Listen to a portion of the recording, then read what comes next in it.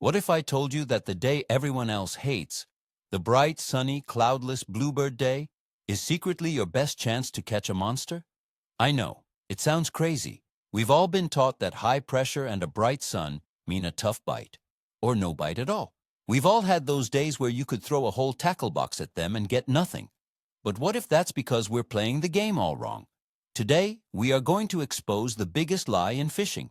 We're going to show you why those bad fishing days are actually a hidden opportunity. I promise you by the end of this video, you will look at a clear sky and a high barometer, not with dread, but with a strategy. So, let me ask you right now, and be honest in the comments. Do you believe it's possible to consistently crush them on a Bluebird day? Let's find out. For generations, the conventional wisdom has been passed down from one fisherman to the next. The fishing is best before a storm. Cloudy days are fishy days. And the big one? Post-frontal, high-pressure Bluebird skies? You might as well stay home and mow the lawn. This belief is everywhere. You see it in old fishing magazines. You hear it from the guys at the bait shop. And frankly, it's based on a little bit of truth. The bite does get tougher. Fish do act differently. The mistake we've all been making is confusing different with impossible. We see the conditions, we remember the old rules, and we automatically fish the same way we always do, but with less confidence. Then, when we don't get a bite, it confirms our belief. We think, yep, high pressure, they're just not biting today. But the fish didn't vanish. They didn't develop lockjaw. They just moved, and their mood changed. The secret is that they become incredibly predictable, and 99% of anglers are looking in all the wrong places with all the wrong tools. First, let's tackle the biggest myth head-on. The idea that high pressure makes fish inactive and shuts down the bite. The common theory is that it puts uncomfortable pressure on their swim bladder, giving them a sort of headache that makes them not want to feed. While the pressure change absolutely has a physical effect on them, it doesn't make them stop being predators. Think of it less like a headache and more like wanting to find a comfortable chair to sit in. High pressure makes them seek comfort and security. They don't just randomly stop eating. Instead, they reposition themselves in very specific ways and places to feel more comfortable. This is the golden key. Their movement isn't random. It's a direct response to the conditions. And anything that is predictable can be exploited. The lie is that they shut down. The truth is that they bunch up. And a bunch of fish in a predictable spot is a fisherman's dream come true. You just have to know how to unlock it. So what is barometric pressure actually doing? Imagine you're a fish. Your swim bladder is like a little balloon inside you that helps you control your buoyancy in the water. When the atmospheric pressure is low, before a storm, that balloon feels less squeezed, and it's easier for fish to move up and down in the water column and roam around. They get active. When a front passes and the pressure skyrockets, it puts more physical force on the water, and in turn, on that swim bladder. It squeezes them. To relieve that discomfort, they will often seek deeper water, or, more importantly, get extremely tight to cover or the bottom. They are trying to find a stable, comfortable position where they don't have to fight the pressure. It's not about being sick or lazy, it's about efficiency and comfort. They are waiting for an easy meal to come to them, rather than expending energy to chase one down. Your job is no longer to find a feeding fish, but to find a comfortable fish and put a meal right on its nose. Now let's add the other piece of the Bluebird puzzle, the bright, unforgiving sun. Fish, especially largemouth bass, are ambush predators. They don't have eyelids. They can't squint. In wide-open, sun-drenched water, they feel exposed and vulnerable. Their advantage, which is surprise, is gone. They can't sneak up on prey, and worse, bigger predators from above, like ospreys and eagles, can see them perfectly. So what do? They do the same thing you would do if you were standing in a huge, empty parking lot on a blazing hot day with no sunglasses. You'd run for the shade of the one single tree. The sun acts like a giant cattle prod, pushing fish out of the open areas and forcing them into any available shadow or cover. It makes their location incredibly predictable. They won't be cruising the flats. They won't be suspended in the middle of nowhere. They will be tucked into the darkest, safest feeling place they can find. The sun doesn't stop the bite. It tells you exactly where the bite is going to be. With that in mind, let's talk about your new best friend on a sunny day, shade.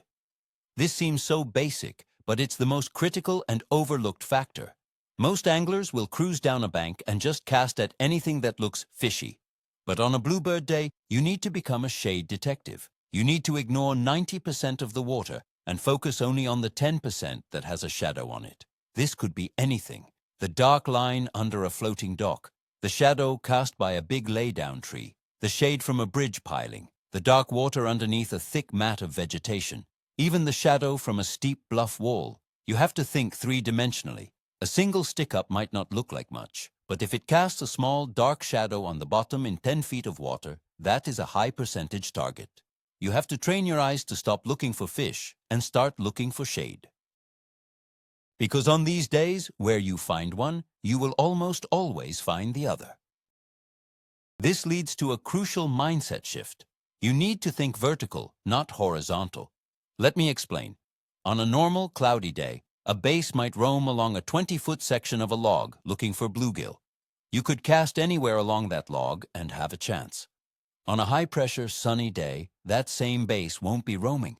It will be tucked into the single tightest, darkest spot underneath that log. It might be in a 1-foot by 1-foot square. It's not just near the cover anymore. It's in the cover. It's not just deep, it's down and tight. So, making a cast that lands 5 feet away from the log is a wasted cast. Making a cast that lands 1 foot away is a wasted cast.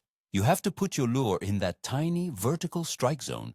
This means your casting accuracy has to be perfect. You're not fishing a spot anymore. You are fishing a shadow. You're trying to drop your lure straight down into that little dark pocket where the fish is trying to hide from the world. Let's debunk the lazy fish myth right now. Bluebird day bass aren't lazy, they are efficient. An efficient predator doesn't waste energy. A lion doesn't just sprint across the savannah hoping to bump into a meal. It lies in wait, concealed, and explodes on an opportunity that comes right to it. That is exactly what a bass is doing when it's tucked under a dock in the bright sun. It's not sulking, it is waiting. It knows that its vision is superior in the shade, looking out into the bright light. It can see a bluegill or a crawfish wander by long before that prey can see it. It is in the perfect ambush position, but because it is in a resting, conserving energy state, it is not going to move 5 or 10 feet to chase down your spinnerbait. The meal has to be an easy one. It has to come into its kill zone. This means your lure needs to invade its personal space. It's not a hunger bite you're looking for, it's a reaction bite. You're trying to trigger that predatory instinct by putting something right in its face that is too easy to pass up. Because the fish won't chase, this is where your presentation speed becomes absolutely critical. Slowing down is everything. This is probably the hardest adjustment for most anglers to make. We are conditioned to cover water, to keep casting, to keep moving. But on a Bluebird day, that is the recipe for failure. A fast-moving crankbait or a buzzing spinnerbait might as well be invisible to these fish. They see it zip by their hiding spot for a split second, and they're not going to waste the energy to lunge for it. You have to change your pace to match their mood. Think about it like this. The fish has all day to sit in that one spot. It's in no hurry. You need to adopt that same mindset. Your lure needs to spend the maximum amount of time in that high percentage strike zone, that little 1-foot square shadow. This means using baits that can be fished slowly or even held completely still, right where you think the fish is sitting. Patience is no longer a virtue. It's a core technique. This naturally leads us to the world of finesse fishing.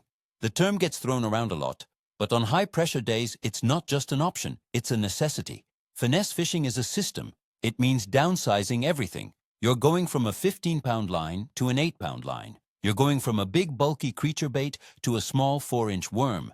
You're using a lighter weight. Why? Because the water on these sunny days is often very clear, and fish can be spooky. A big, thick line looks like a rope.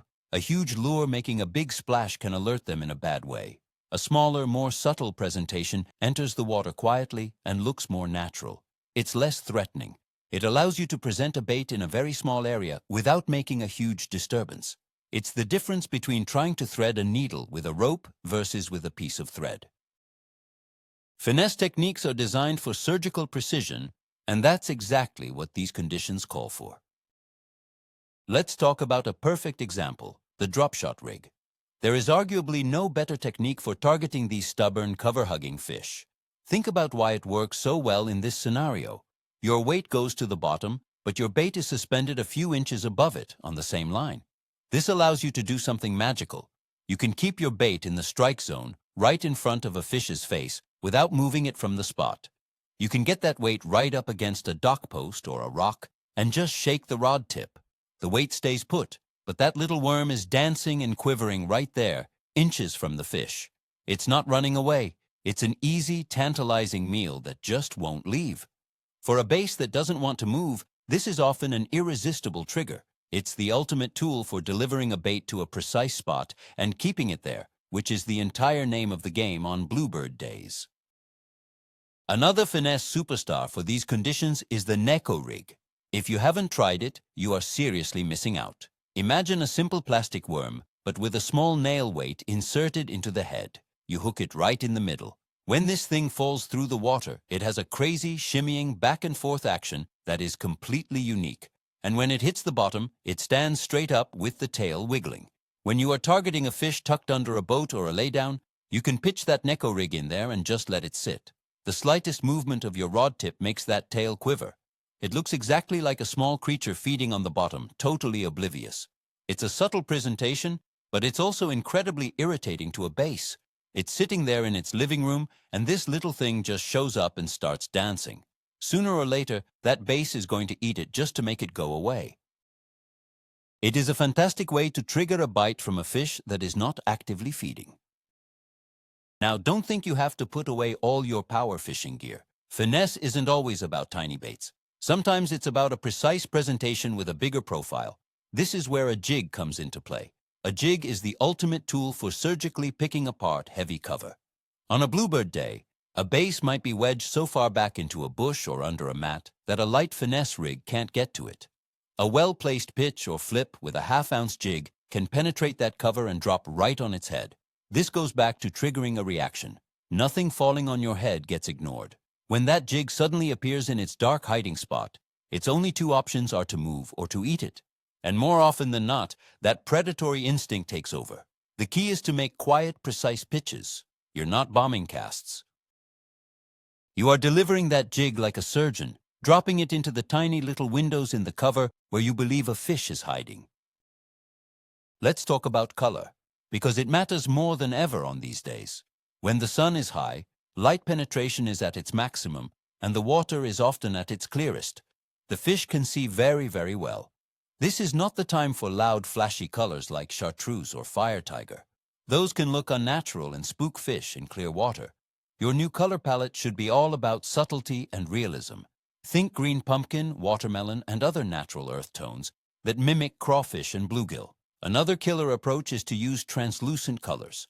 Baits that are semi-clear, like smoke or morning dawn, allow light to pass through them.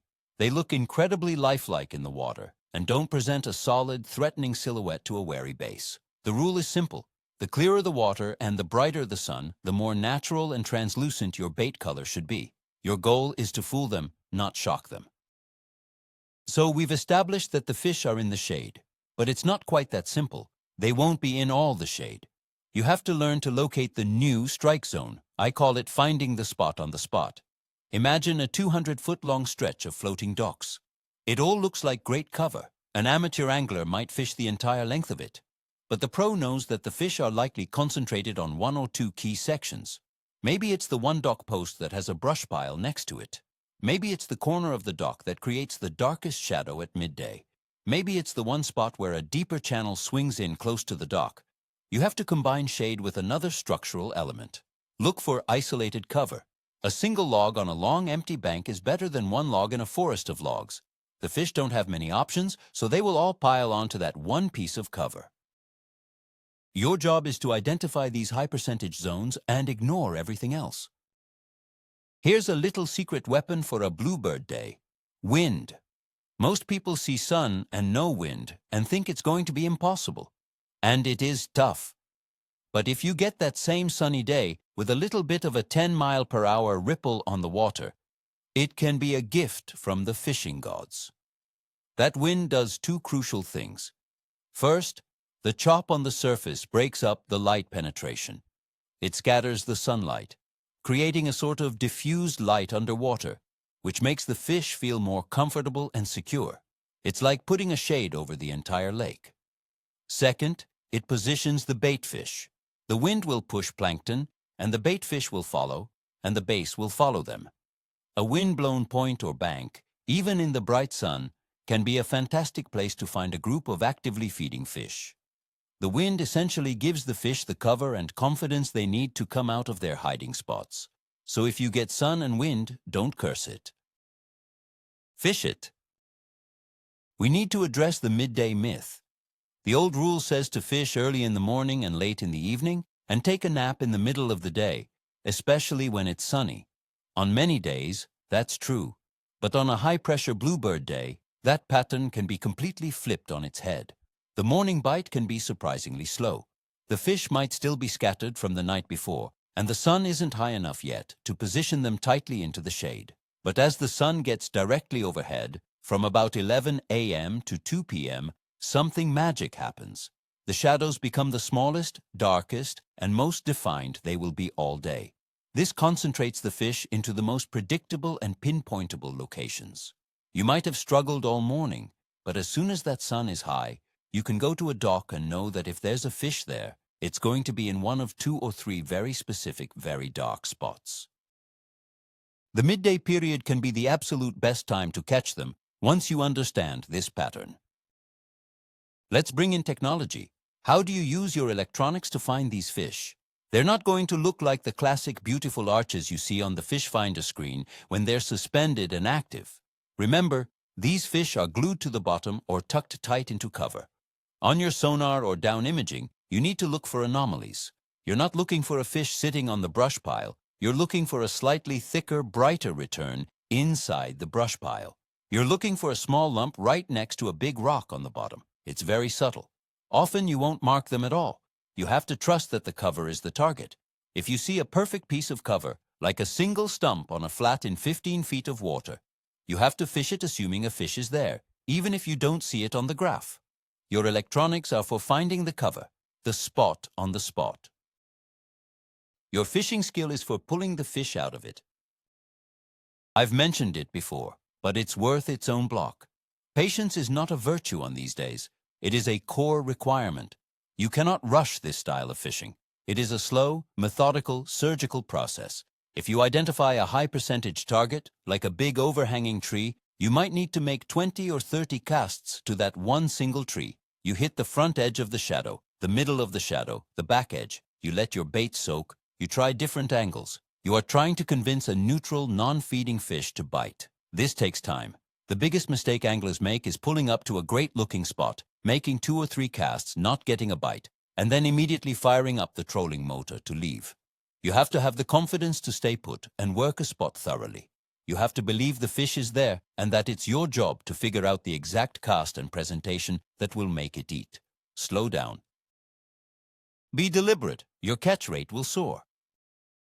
This all ties into the mental game. This is, without a doubt, the hardest part of Bluebird Day fishing. Your brain is going to fight you every step of the way. After an hour with no bites, your brain will tell you, "See, they're not biting. The old-timers were right. Let's go home." You have to fight that urge. You have to trust the process. You have to have 100% confidence that the fish are there and that this strategy works. You have to overcome the temptation to pick up a fast-moving bait just to feel like you're doing something.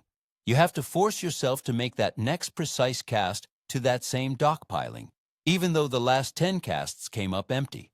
The mental battle is more than half the challenge. The anglers who succeed on these days are the ones who can stay focused, patient, and confident in the pattern, even when they're not getting immediate feedback. It is a true test of a fisherman's resolve. Let's use a quick case study to put it all together.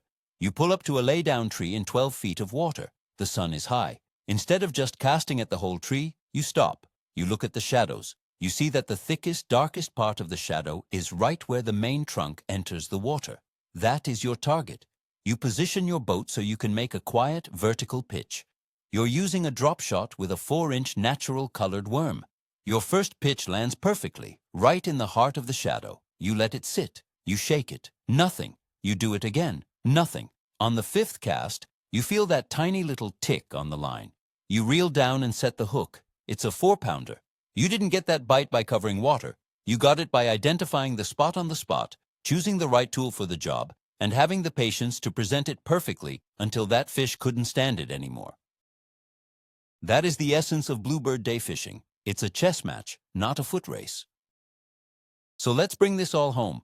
The secret to fishing on high-pressure Bluebird days isn't some magic lure or a secret color. It's a complete and total shift in your mindset and approach. You have to stop thinking like a run-and-gun angler looking for aggressive feeding fish. You have to transform into a patient, methodical predator, just like the fish you are trying to catch. You're not looking for fish that want to eat. You are forcing a bite out of a fish that is simply trying to be comfortable. You are using the sun and the pressure, the very things that scare other anglers off the water, as a map. They are clues that point you directly to where the fish are hiding. You're targeting tiny, specific zones with slow, deliberate presentations. It's a game of precision, not a game of chance. And once you crack this code, these tough days become some of the most rewarding and predictable days you can have on the water. So, the big reveal, the aha moment, is this. Bluebird days don't make fishing harder. They actually make it simpler. The fish are more concentrated and more predictable than on any other day. The strike zone might be the size of a dinner plate, but at least you know exactly where that dinner plate is. While everyone else is at home complaining, you now have the playbook to go out there and surgically pick apart the cover, knowing you are putting your bait in front of fish. This knowledge doesn't just help you on sunny days. It makes you a better angler all around. It teaches you patience, precision, and the importance of understanding fish behavior on a deeper level. Thank you so much for watching and for being willing to challenge the old way of thinking. If this video opened your eyes, please hit that subscribe button and give it a like. We've got a lot more myths to bust. And now for the final question. After hearing all this, what is the #1 change you are going to make the next time you're faced with a tough Bluebird day? Let me know your new strategy in the comments below. Let's talk about it.